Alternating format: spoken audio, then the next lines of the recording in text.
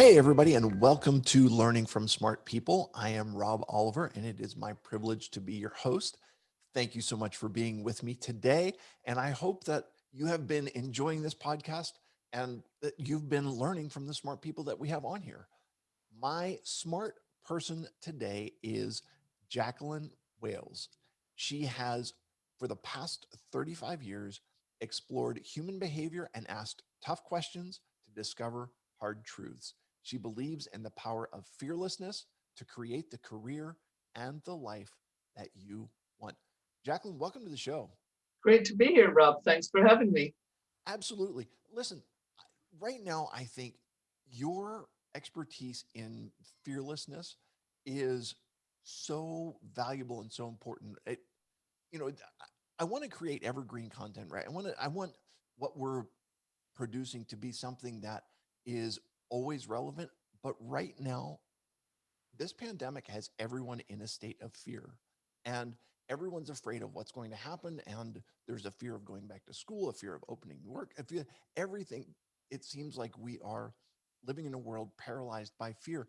And like, how does that how does that happen? And kind of what can you tell us about that fearful mindset and kind of where you end up if you let fear win?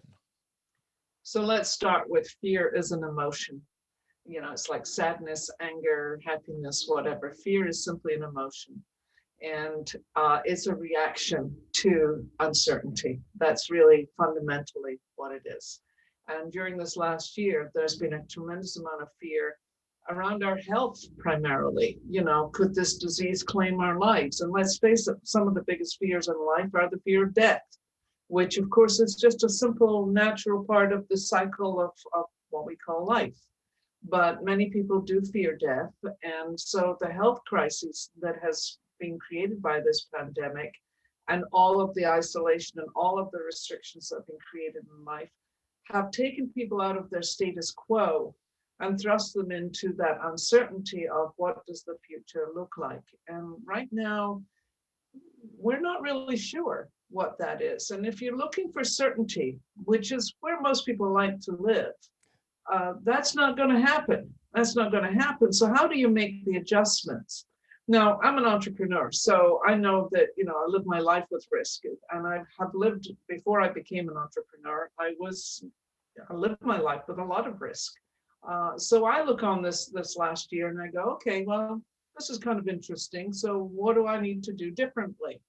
And I think where a lot of people get stuck is that they can't see differently. They can only see the old life, and they can only see what's being taken away and not the opportunities that are being opened up for them. And I think this is a piece, and I like to say fear is a mindset issue. Again, if it's an emotion, it's about you do have control of your reaction to it, which many people don't realize. And so when I say fear is imagination based, a lot of it is what's going on between your ears. And when your imagination is on overdrive about worst case scenarios, and let's face it, most people aren't trained to think positively. They go to the negative before they go to the positive. And so when you start spinning negative stories for yourself, and that's what a lot of the fear is, frankly, is the stories you tell yourself, then of course it's very hard to break out of that and create a new and different scenario for yourself. I mean, it's what keeps me in business, frankly. Yeah, well, in just listening to what you said, it kind of little light bulb moment for me, okay? And that is fear is about uncertainty.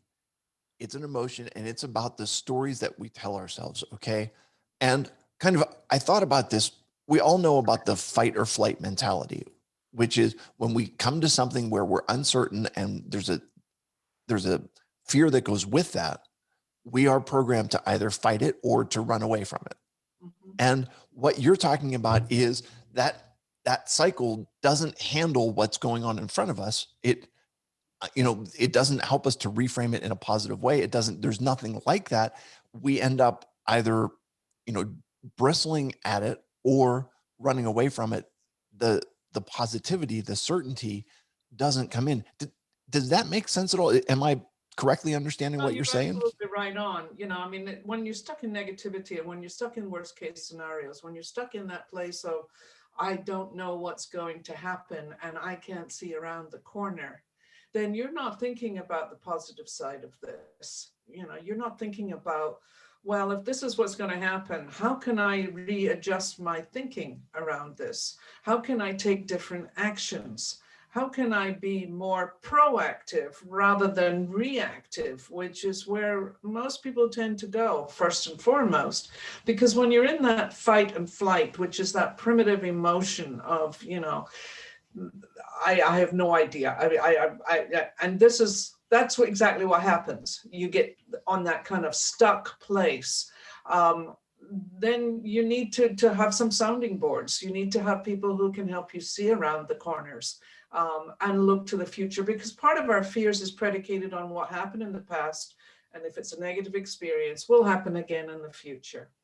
When we forget that in this present moment, this is our only reality. And I like to speak about this piece because this is something that people forget, that in this very moment, this present moment, this absolute moment we're in right now, this is the only tangible moment that we're living. Everything else becomes a product of the mind. What we said 5 minutes ago is a product of the mind. What will happen in 5 minutes is a product of the imagination. I have no idea what question you're going to ask me next. I don't know how I'm going to respond to that question. But I can say that right now I know exactly where we sit with this. And so when people forget that they have a choice in this moment and that they can do things differently, then they do forget that, because it's like, well, it is what it is and blah, blah, blah. So again, taking that moment of choice. And then when people say to me, but I don't have an option, I don't have a choice. Well, you just made a choice. You made a choice to choose that you don't have an option. Right.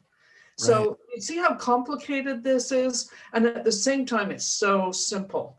But most people just get completely locked into the yada yada radio that's playing in their head.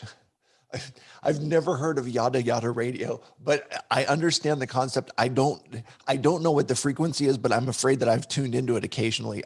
Let me go back to something that you said earlier. You talked about people not being able to see things differently. They're only able to see things as they have always in the past. And it kind of got my mind going back to an earlier episode that we did, one of the very early episodes with Katie Newell. And she's a young lady who has a child with multiple allergies. And so she had to change her diet. She had to change her family's diet and had to, adapt to the new reality of what was going on with what her son could eat and not eat. And she said, you can't compare the new food to what you used to eat. So for example, when you have the dairy-free, soy-free, gluten-free ice cream, right? It's not going to taste like Breyers. It's not going to taste like whatever ice cream you had before. If you view it as this is a frozen treat, then okay, it is what it is, and you can appreciate it for that. You can't always necessarily compare things to what used to happen, right? And I think the same thing applies in the pandemic, where we wish that things were like they were back in February of 2020, but we're not in February of 2020 anymore. We're now in April of 2021, and the new reality is what it is. And just because it's not what we're used to, not what we had, doesn't mean that there's no opportunity, and it doesn't mean that it's all bad. Does that properly frame it? You used a word that I think stood out for me, which is adapt. Adaptability is really what we're being asked for at this point in time, to be adaptive to the situations, the circumstances. So this is a global pandemic. I mean, much as I would love to get on a plane and go somewhere right now, I realize that, I can't. I have family in London I haven't seen in, a couple of years now. And I was planning last April to go visit with them. And well, there you are. You're not going anywhere. So we do video calls, and we've adapted to that piece. And when everything looks like it's opening up, I will get on a plane and I will go over there. But the point being is adaptability is that piece of the fixed mindset versus the growth mindset. And the fixed mindset, and this is based on Carol Dweck's work. It's a book called Mindset. You've probably heard of it from other guests. But the idea of this, of course, is that the fixed mindset says it is what it is and there's nothing I can do about it. Or you believe that your traits are fixed, that, you know, this is just the way you are and this is how you're born to it and blah, blah, blah. The growth mindset says, I'm always in learning. I'm always looking for the opportunities to learn more, to adapt, to think about how, you know, we can expand on ideas, expand on whatever the situations are in our life. I'm very much of a growth mindset because I've been changing and growing my entire life. And I'm now in my 6th decade. So I've had a fair amount of the experiences along the way. So, you know, this is a piece right there for people to think about. You know, am I being adaptable to the situations? Because if you're sticking to what I knew before and what's going on now and where it's going to be in the future, then yeah, you're going to be in that fearful position of, you know, what happens when I send my kid back to school? You know, is he going to come home sick and are we all going to get sick and blah, blah, blah, blah, blah. If you stay in that state of mind, then, you know, I'm a great believer if the energy you put out into the universe is the negative stuff, it does tend to come home again if that's where you're going to dwell. So you have to believe that if I take more risks and I say, you know, calculated risks, I don't have to be reckless about this, but I can say, yeah, we're going to go to school. We're going to make sure that everything is laid out the way it's supposed to be laid out. And I'll do my best to make sure my piece is right. That's one aspect of it. The other aspect of course, is joblessness. That's a big piece right now for a lot of people. You know, these numbers are still very, very high. Lots of consultants, lots of people who are in the hospitality trades and so forth, they've lost their incomes. They're looking at this going, well, what am I supposed to do now? And I know they're suffering with this, and I can understand exactly. I mean, I know what poverty looks like. I came out of poverty. So I know that is a piece. But again, how can I take my skills and talents and apply them to something different? It doesn't have to be exactly what I did before. Right. That's the adjustment. That's the adaptability. Yeah. And it, to me, that makes a lot of sense. And here's why. When I was 21, I had my spinal cord injury. I ended up in occupational therapy, and my occupational therapist said, so what do you want to do? And I said, well, okay, you know what I'm capable of. You know what the level of my injury is. You know what muscles I have that work. Like, you tell me what the goals are and I'll live up to them. And she said, no, you set the goals and we'll work to get there. And here's the key to what she said. She said, you may not do it like you used to do it. You may not do it like everyone else does it. It may take a lot of creativity and perseverance to accomplish it. But if you're willing to put in the effort, you'll be able to accomplish the goals that you have. And so that, to me, is exactly what you're talking about, where it may not be like everybody else. It may not be like it used to, but you, just because the external circumstances have changed, your skills, your abilities, your mindset are all things that you have, and they're the tools in your toolbox. And it's up to you then to step kind of, I don't know if it's into the uncertainty or to step. I think the phrase that you use would be to step beyond the uncertainty and to use the skills and abilities that you have to move forward.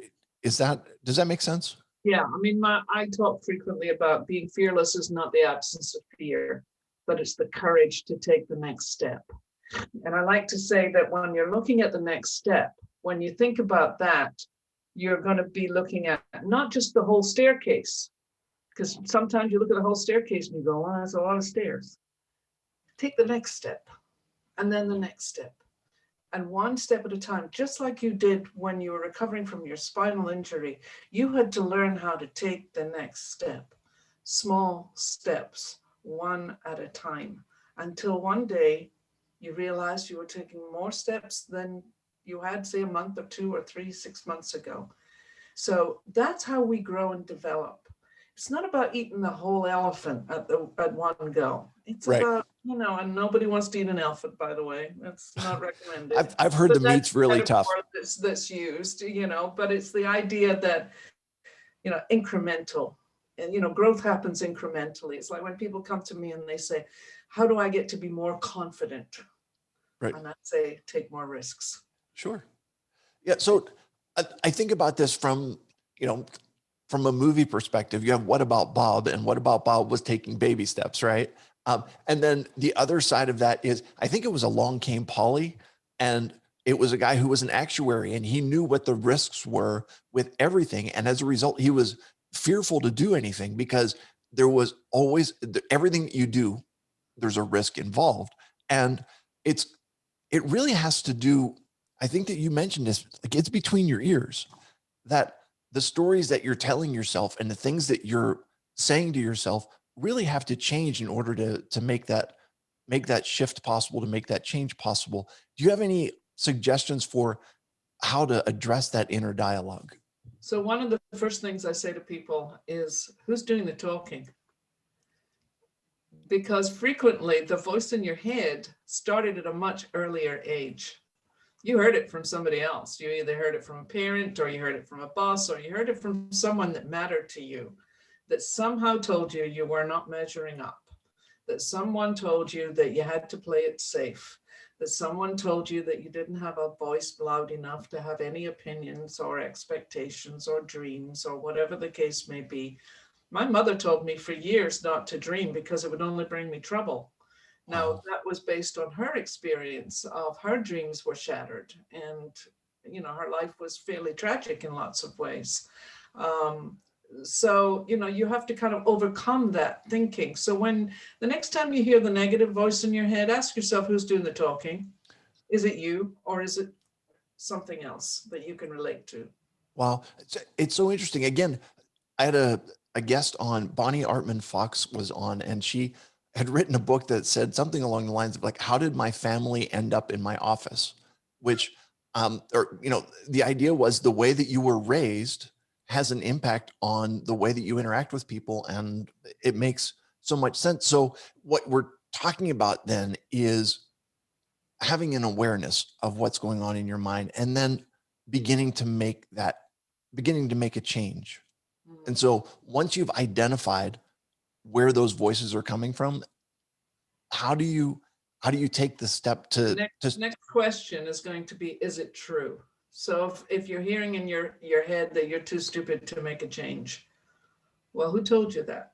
And is it true? Mm, And again, if we really want to get reflective, because a lot of this is about self-reflection, think back to all the things that you've achieved in your life.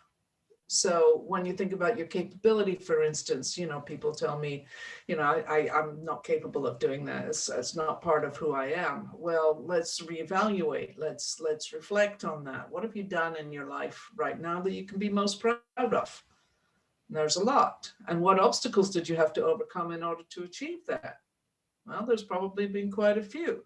So when you look at the resilience piece of this conversation, then it becomes another level of how resilient are you? Because the risk taking is really tied into resilience in some ways. How much have you bounced back from? I hear all the time that people are afraid of failure, and I've just been writing about it on my social media posts recently and doing some videos on it. But the fear of failure is a big one for a lot of people. And so again, they're not taking the next step. But here's what I like to say about failure. It's a choice, or it's a decision, an expectation that didn't go the way that you wanted it to. So is that enough to stop you? No. There's one word to use, and that word's next. So again, that adaptability, that growth piece, everything that we've been talking about today all ties into that too. And again, the negative voices in your head, question it. Ask yourself, is it true? And if it's not true, in your heart of hearts, you know that it's not true, then change that negative to the positive. Try reversing the message that you're getting. So if you're thinking you're not smart, well, think about yourself as being pretty competent because you've got the evidence to prove it by looking at past experiences. yeah. Well, okay. I'll just throw this out for my audience, and that is, smart people learn from smart people. Okay. And so simply by the fact that you are listening to this podcast, trying to gain insight and understanding from the smart people that are out there is an indication you're not dumb. Okay. You've got that much going for you. Let me throw something else out there, because you talked about the fear of failure and how many people are afraid to do things because of the fear of failure. I actually see that even more as a person with a disability. I I look at the next generation of young people with disabilities and how many times their parents are afraid to put them in situations where they might fail. And they, you know, they protect their kids from even that concept of failure. And I'm not saying that we intentionally put our kids in harm's way, but you look at a child that's learning how to walk, right? Part of learning how to walk is falling. They're going to take a couple steps, and then what happens? They fall over. And I'm not saying, we need to be careful and to protect them in that environment where they're not going to fall into something and hurt themselves. But we're, failure is what you learn from. And as you fail, you're beginning to learn what works and what doesn't work. And really, failure is truly one of the greatest learning experiences that you can have. Would you agree with that statement? Oh, 100%. I mean, if I think about all the mistakes and all the failures I've had in my life, I wouldn't be sitting here having this conversation with you today if I had insisted that, I really wasn't capable and I wasn't smart enough. I mean, we talk about smart people. I grew up being told I wasn't smart enough, except that I knew somewhere inside of me I was a hell of a lot smarter than the people who were raising me. And I knew I was, because both my parents left school at 13, and they're working class people. They didn't have any real education. But I had a couple of people who were very smart people who said to me, "You're a lot smarter than you think you are." And I was like, "Who, me?" I had no clue. Right. And over the years, and it took me quite a while, I have to admit, but over the years, after I got over the fears and over the insecurity and the uncertainty and so forth, discovered that there was really a very smart woman in here. And I'm not having to try to prove myself anymore, which is a gift. Yeah, no doubt at all about that. So as people are listening to this and they're like, yeah, I hear where you're coming from, and I'd like to start making those changes. And I, I mean, you've mentioned this briefly, but can you talk more about that power to change? Because that's that's where you can't change the pandemic. Okay. For me, I can't change my physical circumstances. I'm paralyzed from the chest down. That's who I am. And that no, change that. That is my physical being. It's not who I am. I'm Rob. I'm not disabled man or wheelchair boy or whatever you want to call me. Um, and so how do we make the change to the things that we can change? And how do we do that in the midst of circumstances that we can't? So this is kind of like the serenity prayer, isn't it? To change the things that you can change, and let go of the things that you can't change.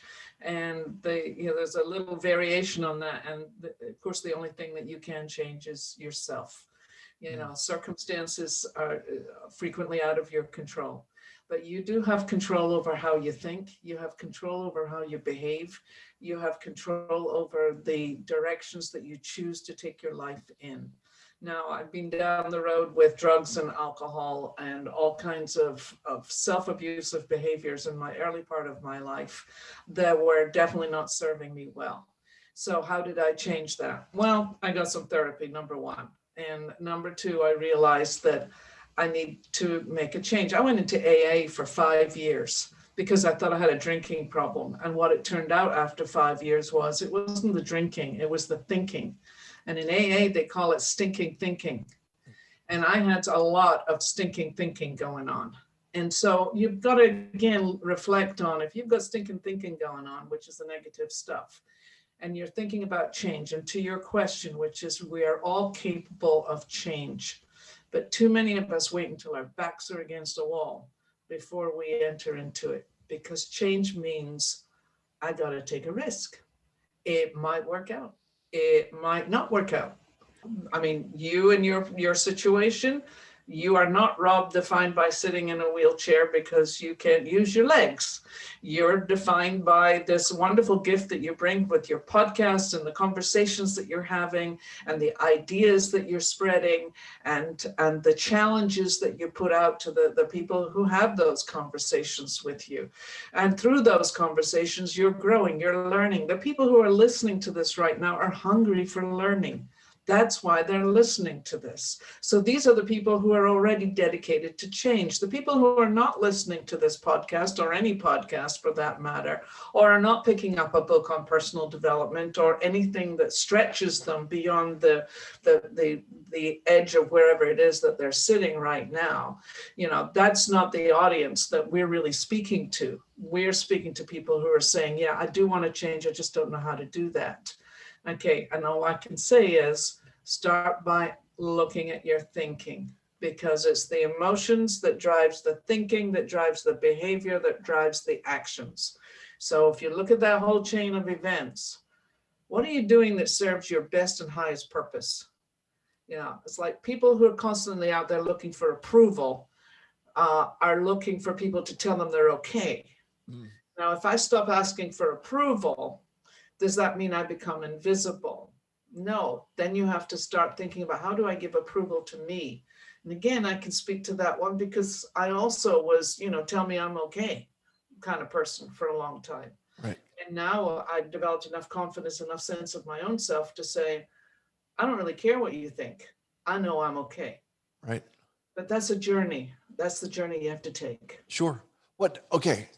You touched on something and it made me kind of smile because my father-in-law, he talks about how so many people are looking for change, right? And they want the circumstances to change. They want the people around them to change. They can point out all of the change that they want to see around them.